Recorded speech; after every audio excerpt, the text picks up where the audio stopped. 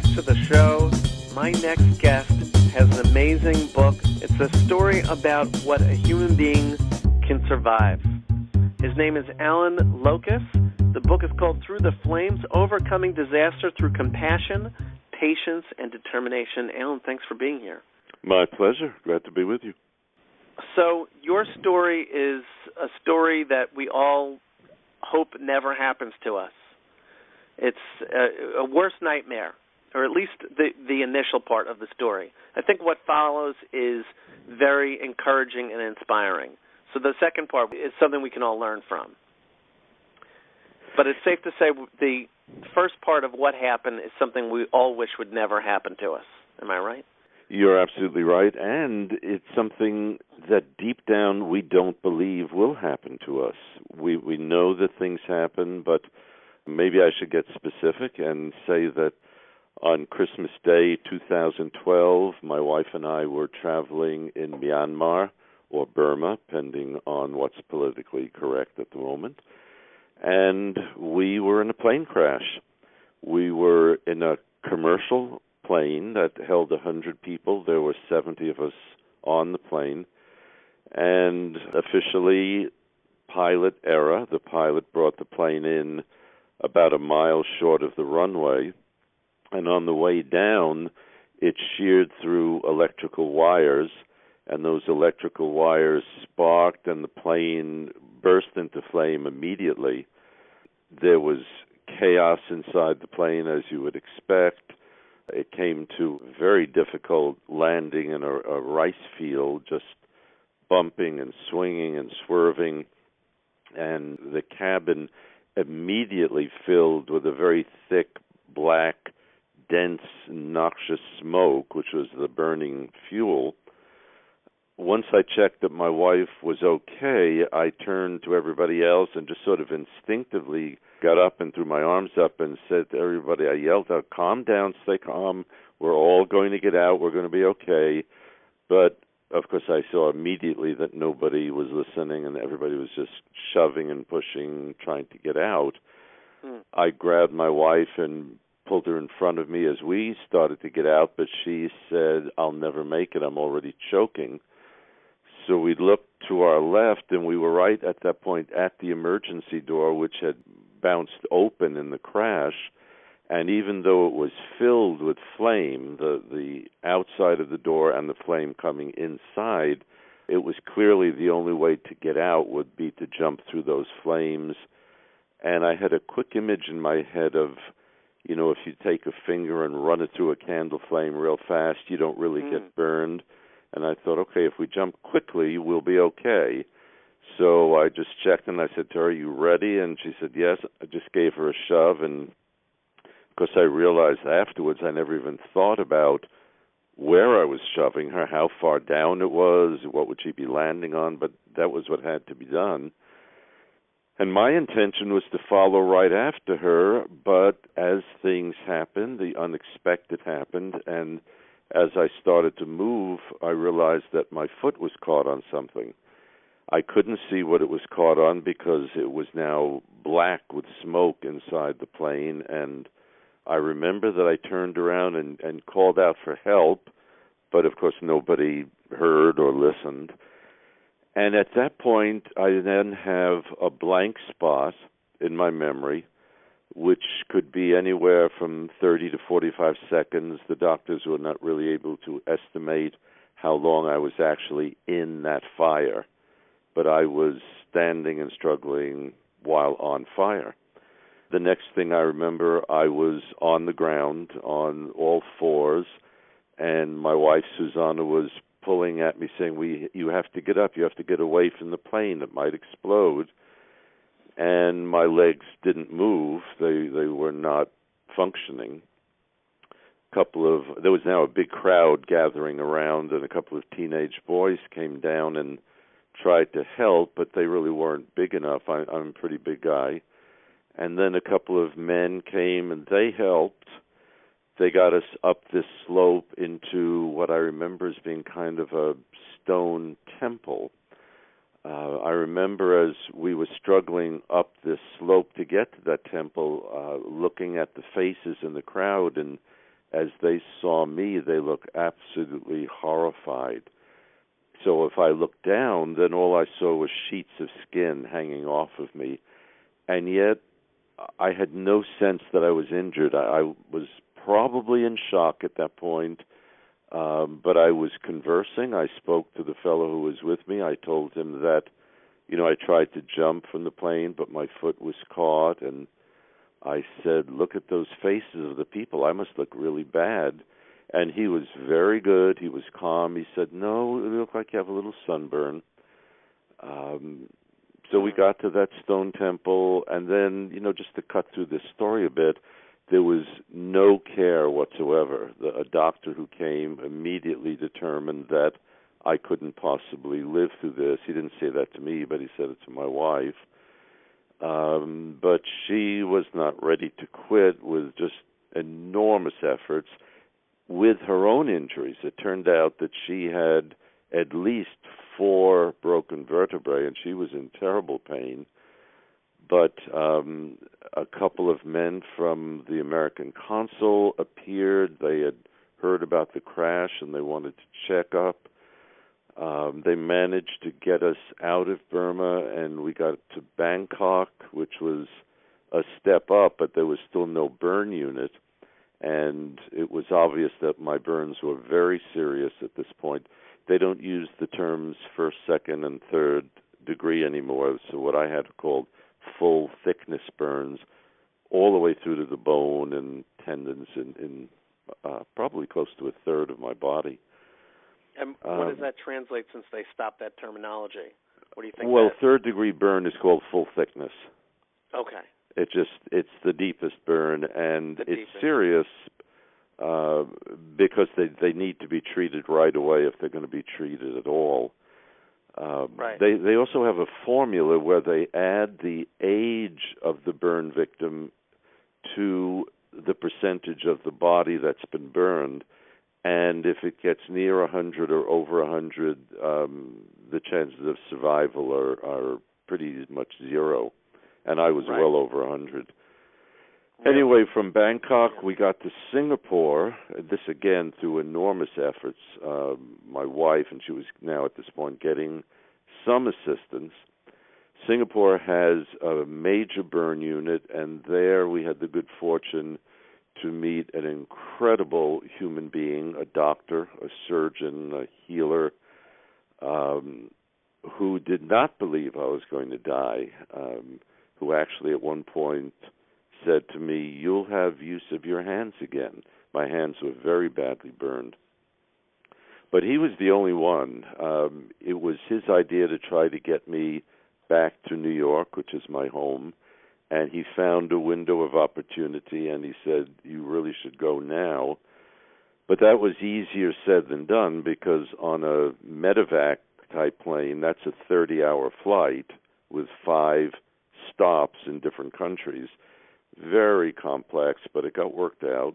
I got to New York, and the first thing that was said to my wife in New York was, no, we don't think we can save him. So all that effort to get me to New York, and now she's still hearing the same thing.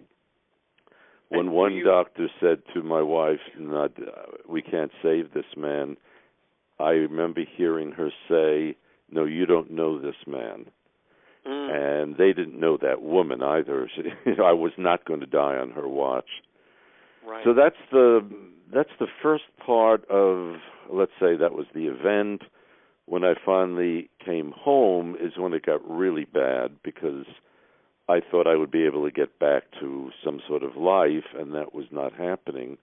I was unbelievably weak, so weak that I couldn't even turn on my toothbrush. I couldn't walk. I couldn't do anything. I had to have everything done for me, and I mean everything. And it was very difficult. Just leave it at that. It was certainly the worst time of my life, the worst time of my wife's life. I'm a meditator. I have been for many years, and I couldn't even meditate, which is, kind of the bedrock of my existence after all these years. So Allan, let me ask you this. In the midst of doctors telling your wife you're not going to make it, were you coherent? Were you together? Were you there? What was happening? I didn't hear a doctor say that. She kind of shielded me from that.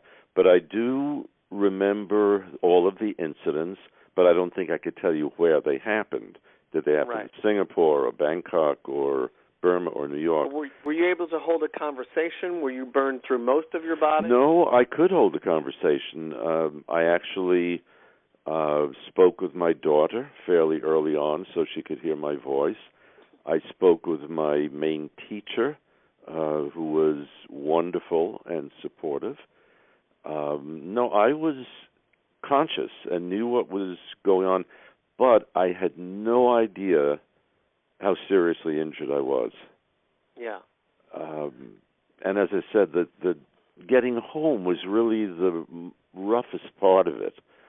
And that lasted probably 2 months or so. And I don't even know, I can't point to a single point where I could say this is when it began to turn around. But it did become clear that some sort of a life was going to be possible.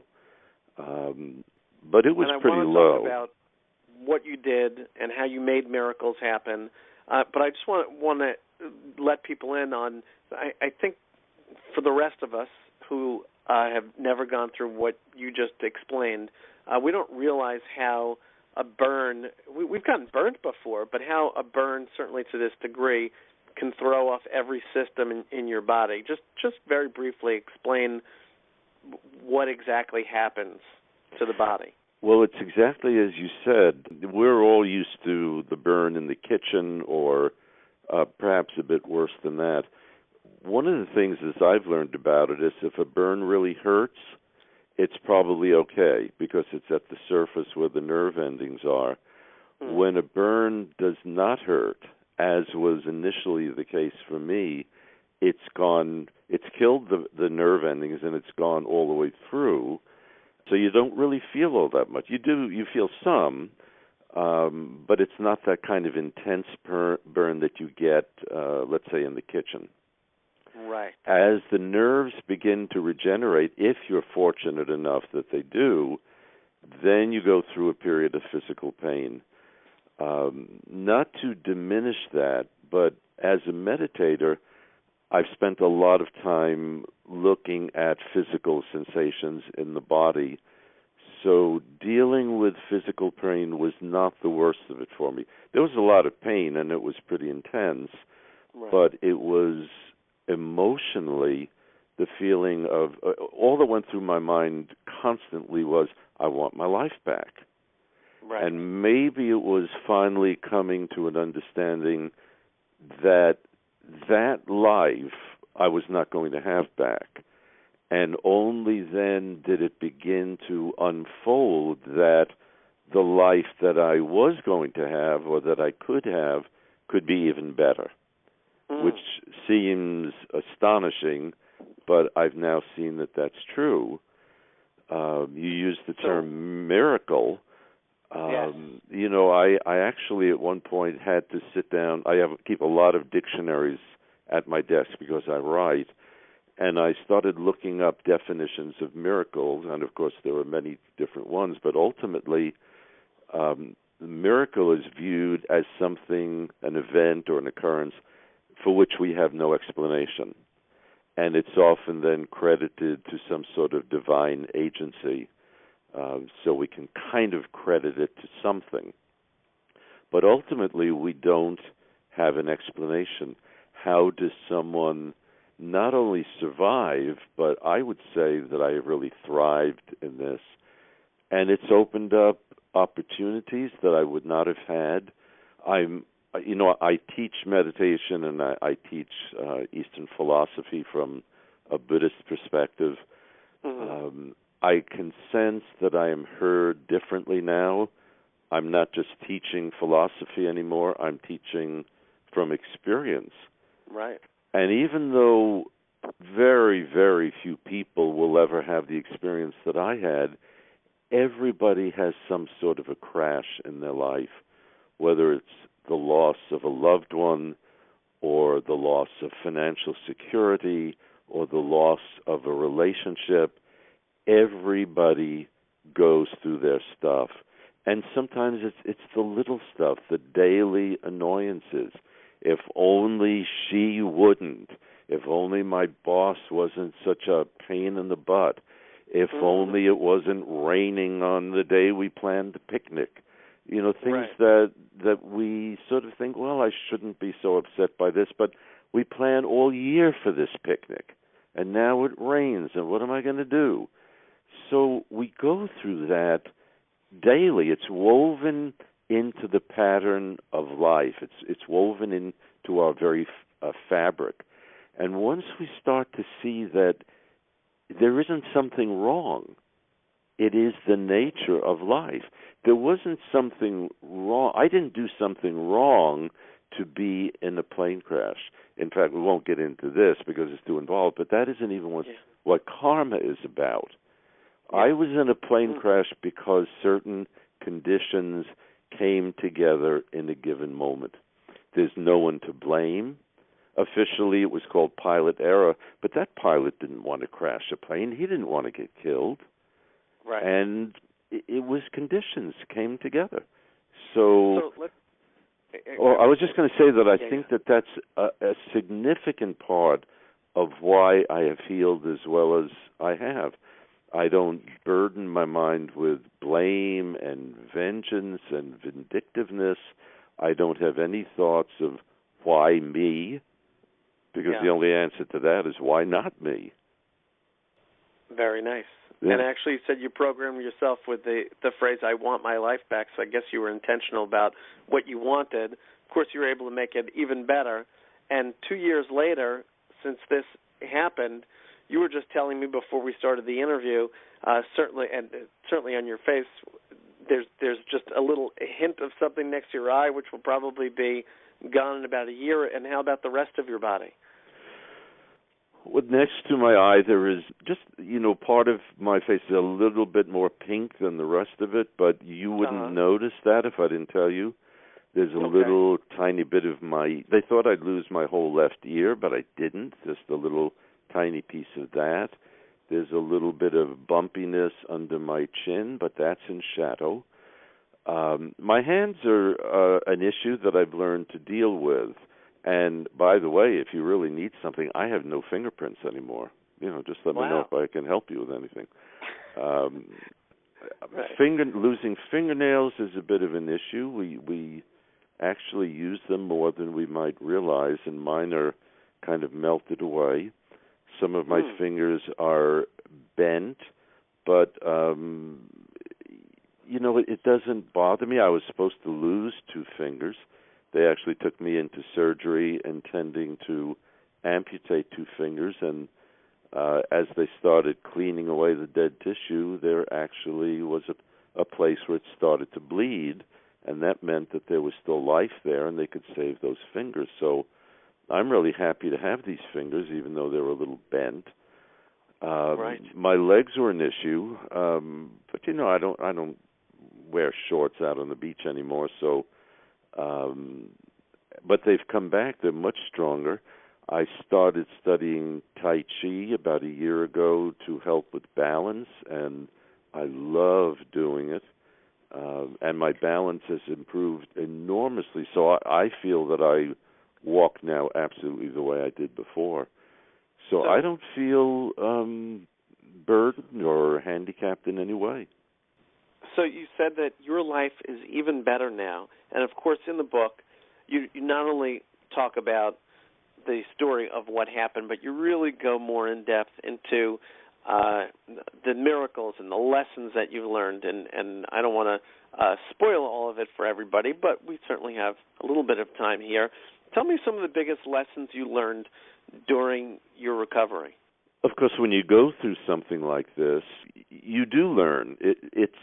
I think the key is that we don't turn bitter, and that bitterness can emerge out of what we were speaking about a moment ago, the why me, and I'm going to get even with them for this, and I'm going to make them pay for this. If we're not burdened by that, and I'm speaking about it in relation to a major incident, but I think this goes on every day in our lives. The person who pushes us out of the way, the person in the office who says, "Oh, you're such an idiot," and you know that you're not. So can we take a lot of what comes at us in life not personally? Can it be as if things just kind of pass through us? Do we realize that there's nothing to defend? I don't have to defend myself. I don't have to prove myself. When we can free ourselves of that, we're going to be really free. And for me, coming out of an incident like this was a big lesson in that. And as I said before, I don't think that I would have healed and recovered the way I did if I was really just clinging to this anger and bitterness. I didn't want that. I wanted to live and enjoy life again. And as I said, also because of this, as a teacher, I think I'm heard differently. As an author, I think I'm experienced differently. But we don't need these kind of incidents because we have the little stuff all day long, and we have the big stuff. Sure. The loss of a loved one, the diagnosis from a doctor that's really difficult to hear. This is part of life, and understanding that it is part of life. It's not wrong. When we come to the point where we die, we don't die because we're being punished or because we've done something wrong. It is the nature of life. That which is born dies. Right. Learning in fact, sorry? It leads me to this next question, which is, why do you think we have such a will to live? Just as your wife said, you don't know this man. Why do you think in many of us we just have this will to live? It's an interesting question. I think that will to live goes through anything that lives. I often think about on the West Coast, along the US 1, what is called the 17-mile scenic drive. You see these trees that are incredible to look at. They're all twisted and gnarled because what they've done through the years is they've done everything that they have to do to get to the light. And as situations change, they adjust to it, and they reach where they have to reach to get to the light. If we could see their root system, it's doing the same thing, trying to get to the nutrients and the moisture that they need. We see that here in New York City on our paved streets, where trees are planted. Those roots just push right through the concrete and stone to get to what they need. So that instinct, that probably reptilian instinct to survive, is very powerful. If we're born, which obviously we are, but I'm just saying that which is born seems to want to live. I don't know if we know too much about why that is, but we know that it is. Right. The more that we study the workings of our own mind, which is really part of the meditative or contemplative practice, we can see that. We can see not only our will to live, but how we want to adjust things so that they create the kind of life that we want. Often we're trying to change the external things, but what's most effective is to change the internal things. Absolutely. And it's one of your big lessons. Now, and you have a big section in the book about the path that you were on. And I took some headings from those sections to do a little speed round as we close some of this out. And I'm going to throw them out to you. And I'm just curious what comes into your mind and what you can share with the audience and what we can all learn. So one of the titles, your section titles, Wisdom. Wisdom is developed. I don't think we sit down and say, I'm going to work on wisdom now. Wisdom is developed through experience, and it's developed through personal experience. Wisdom doesn't come from what we get from a book or what a person teaches us, that can be the starting place. But ultimately, wisdom is learned through experience, and often it's learned through painful experience. And humor. Part of the indispensable. How do we get through life without a sense of humor? We just need to have it. We need to be able to joke about the worst of times. I don't mean abuse to people. That's not something to laugh about. But you tapped into humor during your journey? Absolutely. Absolutely. I was always joking with the doctors and with the nurses and, just trying to find out how they were doing and how their kids were doing. And, I did also at one point suffer from what's called ICU psychosis, where I was apparently really out of it and nuts. And what I'm told is that my sense of humor was just exaggerated. I was singing full voice. I was doing monologues from my old days in the theater, and everybody was having a good time, and I was having a good time. When we lose that sense of humor, we're just not going to have a good time with life. Wow. Courage. What did you learn about courage on this path? I guess, with all due modesty, I probably learned that I have some, that I was not going to yield, I was not going to fold up. At some point, of course, I will, because that's, again, part of the nature of life. But I wasn't going to fold up just because doctors said I couldn't make it. And I guess that's a form of courage. And we developed that. Next one, anger. Anger's a killer. Anger is tough, but anger is perfectly natural. Essential to remember that anger is a feeling, and feelings are impermanent. They have no legs to go the distance. Anger arises perfectly naturally.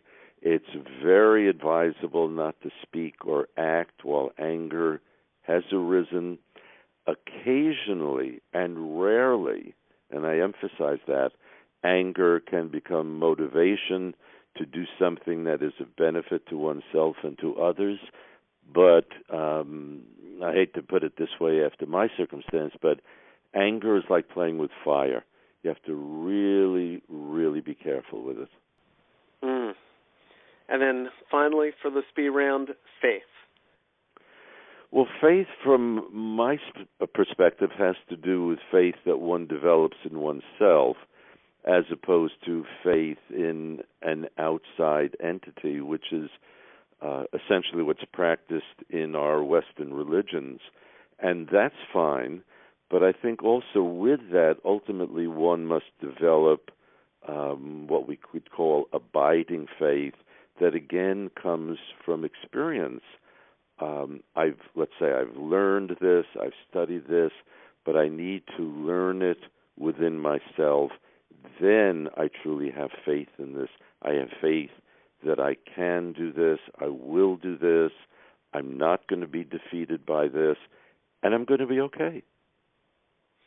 And here you are 2 years later, and you have made an amazing recovery. Are you completely done? Is there anything left of your recovery, by the way? Well, we're still doing some work on my hands. I'm wearing what are called compression gloves that are very tight, and they serve the purpose of softening and flattening the scars. And they're doing a very good job of it, as well as the other exercises that I'm doing. My guess is that these will come off in about 3 or 4 months. Right. Otherwise, I'm great. Or just over 2 years, you not only have gone back to normal, but you've made things better. You've been able to turn this into a book, into lessons for the rest of us, and you're even able to think about other big things where doctors had said he's not going to make it through these next couple of days. It's an amazing story. I'll tell you just really quickly one more key. Yeah. The best moment of my life ever? Yes? This one, right now. Really? Sitting here chatting with you, because this is the moment in which I live. This moment, right now. We should all be living right now. It's the only moment in which life happens. Everything Wow. before it is memory. Everything after it hasn't happened. The only moment that we live is this moment right now. So this is the best moment of my life. Thank you. What a great moment. You. It's the best moment of my life. There you go. And I'm curious to see what the next moment will be. The book is Through the Flames, Overcoming Disaster Through Compassion, Patience, and Determination. Allan Lokos, thank you for being here today. Thank you, Jess. I really enjoyed being with you.